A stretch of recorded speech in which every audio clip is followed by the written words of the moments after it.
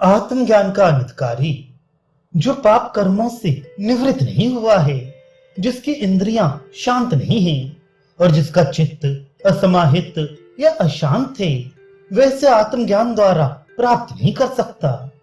जो दुष्चरित प्रसिद्ध कर्म यानी श्रुति स्मृति से अविहित पाप कर्म से अवरत अनपरत है, वह नहीं।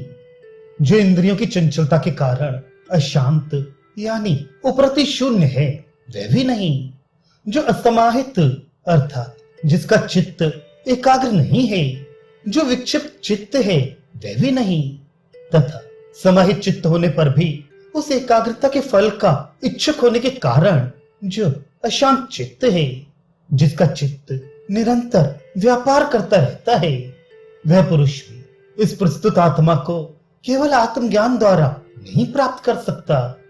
अर्थात जो पाप कर्म और इंद्रियों की चंचलता से हटा हुआ तथा समाहित चित्त और उस समाधान के फल से भी उपशांत बना है, वह आचारवान साधक ही ब्रह्म ज्ञान द्वारा उपर्युक्त आत्मा को प्राप्त कर सकता है। किंतु जो साधक ऐसा नहीं है, उसके विषय में श्रुति कहती है, जिस आत्मा के ब्राह्मण और क्षत्रिय ये दोनों ओदन भात हैं तथा मृत्यु जिसका उपसेचन शाख आती है, वह जहां है उसे कौन अज्ञ पुरुष इस प्रकार उपर्युक्त साधन संपन्न अधिकारी के समान जान सकता है।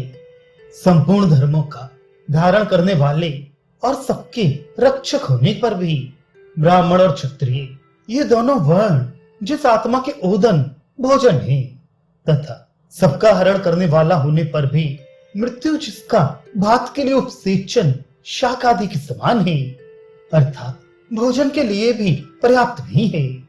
उस आत्मा को जहां की वह है, ऐसा कौन पूर्वोक्त साधनों से रहित और साधारण बुद्धि वाला पुरुष है, जो इस प्रकार उपर्युक्त साधन संपन्न पुरुष के समान जान सके।